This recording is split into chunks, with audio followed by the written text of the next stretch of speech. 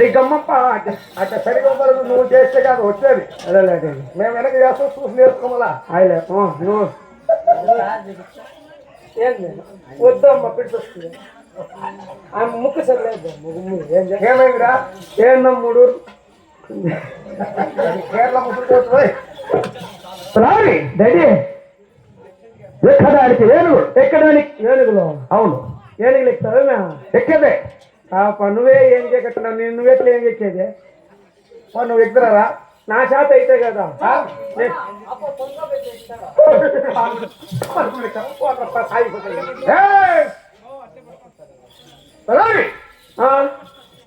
ఈ 2 బస్సులంటే మోకాలు పడేసి అది కింద కొంచెం అంటే బాహుబలి ఎక్కినట్లు ఎక్కేది నువ్వు. అంతే సరే డాడీ. ఎక్కడానికి వేలుగులు సవారి చేసే గుర్రాలు సవారి చేసే గుర్రాలు ఎప్పుడు గుర్రాలు సవారి నాలుగు నడిచే పనిలే మాకేం అవసరము. అది నువ్వు ఎక్కుతావే గురుమా అది పోతుందా పెట్టిదా దగ్గర నా కొడక మేపనాడు నీకు తెలియదా?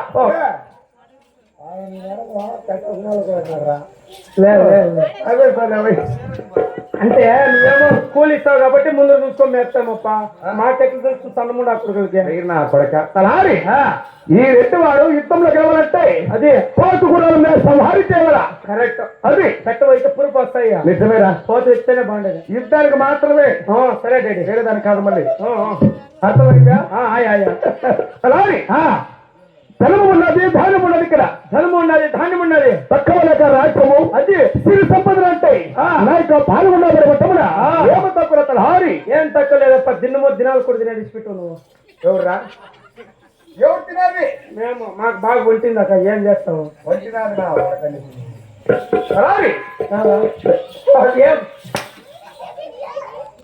ఏం పా నింది అట్లా మాట్లాడు. మరి నువ్వు అట్లా అన్నా నాకు చెప్పింది. నేను ఎంత కూడా చెప్పరు నా కొడుకు. నువ్వు చెప్పు ఏమో అయిపోతావు పొద్దున్న. నువ్వేం పెద్ద పని ఫోన్ పెట్టుకుంటా అన్నావు. నాకు తెలిసి ఓనం చేస్తున్నకి అప్ప డాడీ నా పాలు కూడా తమ్ముడా నేను పడ్డప్పుడు హోటల్ నా భాగ్యం తెలుసుకున్నా. అలాగే చెప్పలే చెప్ప ఆలోచిస్తామని పట్టినట్టు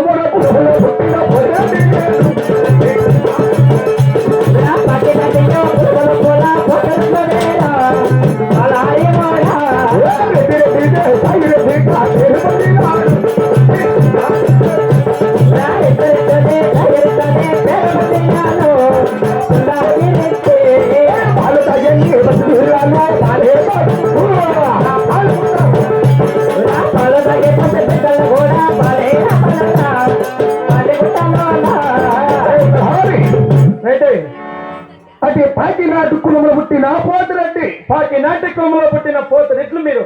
రెడ్డికి రెడ్డి దేశాయి రెడ్డిగా పేరు పొంది సిన్నాగిరెడ్డి.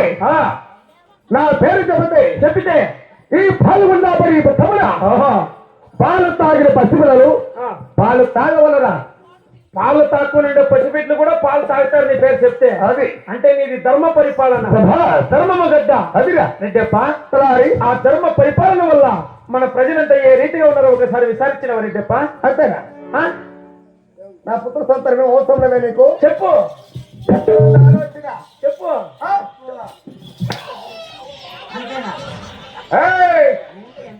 ఎంకురా శివుడు ఇది ఏం చేయాల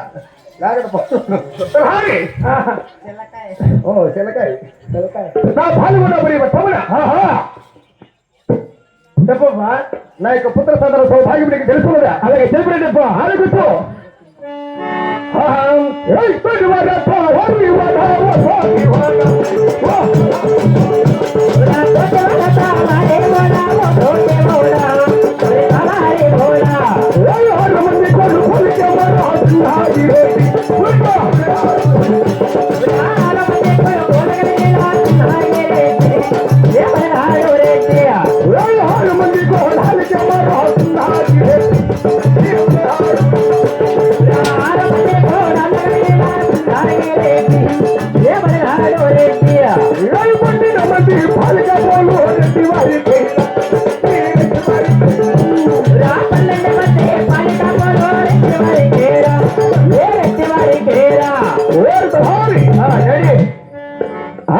కొడుకుల సంపత్తి ఎవరికి